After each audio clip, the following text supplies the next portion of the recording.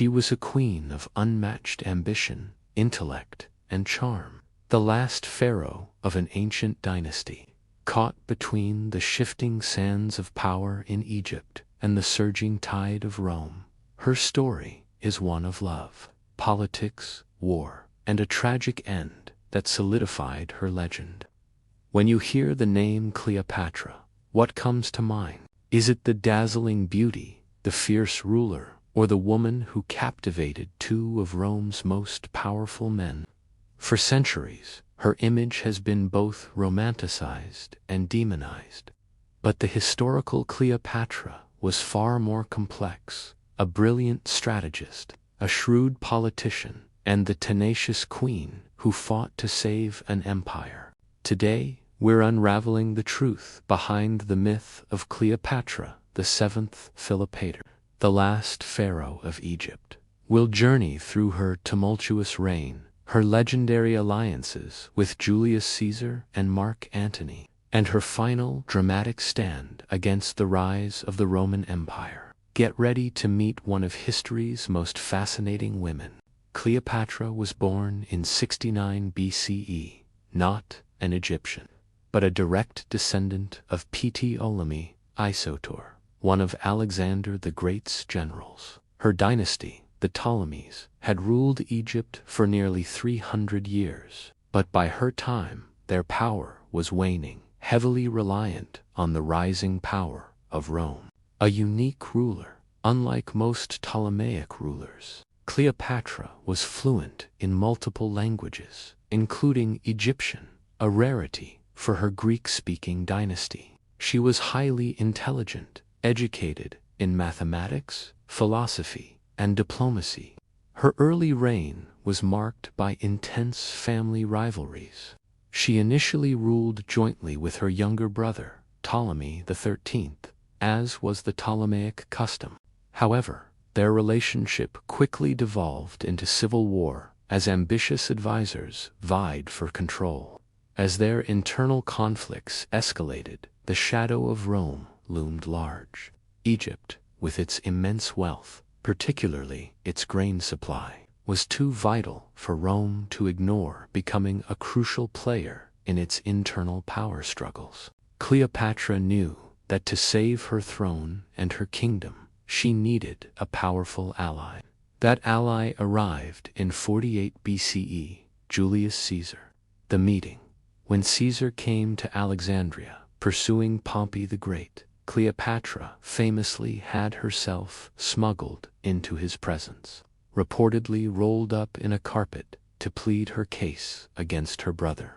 Her audacity and intellect captivated the Roman general. Caesar sided with Cleopatra, leading to the brief but brutal Alexandrian War against Ptolemy XIII's forces.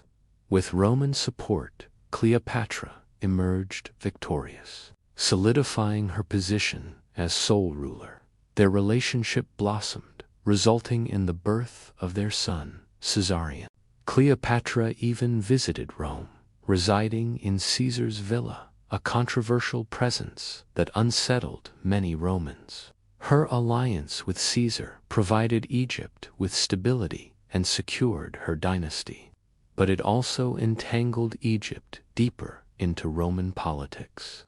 After Julius Caesar's assassination in 44 BCE, the Roman world was thrown into chaos. It was into this power vacuum that Mark Antony, one of Caesar's most powerful lieutenants and a member of the Second Triumvirate, emerged as Cleopatra's next strategic partner. Meeting at Tarsus, Antony summoned Cleopatra to Tarsus in Asia Minor, expecting a humble vassal. Instead, she arrived in a gilded barge, dressed as Aphrodite, an entrance designed to impress, and it worked. Their meeting marked the beginning of another legendary and politically explosive alliance. Antony sought Egypt's wealth and resources for his campaigns against Parthia and to consolidate his power in the east. Cleopatra saw an opportunity to restore Egypt's former glory. reclaim lost territories, and secure her children's future. They had 3 children together, twins Alexander, Helios, and Cleopatra, Selene, and Ptolemy, Philadelphus. Their relationship, marked by lavish displays of wealth and their growing power in the East, increasingly antagonized Octavian, Caesar's adopted heir, who ruled the Western Roman Empire. Octavian used Antony's devotion to Cleopatra as propaganda, portraying him as a Roman corrupted by an exotic Eastern queen.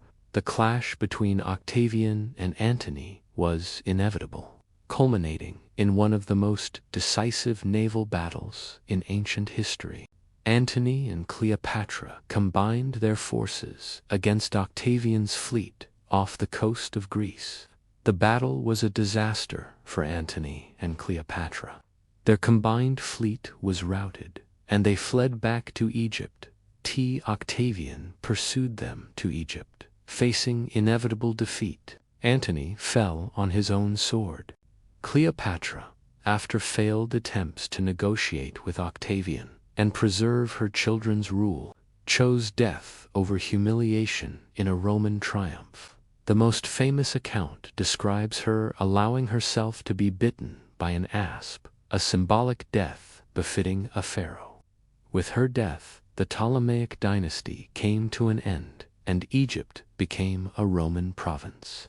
The Hellenistic Age, the era following Alexander the Great's conquests, formally concluded. Caesarion, Cleopatra's son with Julius Caesar, was executed by Octavian, who saw him as a threat to his claim as Caesar's sole heir. Cleopatra VII was the last active pharaoh of Egypt, a woman of extraordinary intellect and political will who fought fiercely to preserve her kingdom's independence against the relentless tide of Roman expansion. Her story is a timeless saga of power, passion, and the clash of empires. She may have lost her battle against Rome, but her legendary status, shrouded in mystique and debated by historians, continues to fascinate and inspire, cementing her place as one of history's most iconic figures. What's your favorite aspect of Cleopatra's story? Do you think she was truly a victim of fate or a master of her own destiny? Share your thoughts in the comments below. If this deep dive into ancient history captivated you, please give this video a thumbs up. Subscribe for more incredible historical journeys and hit that notification bell. Thanks for watching.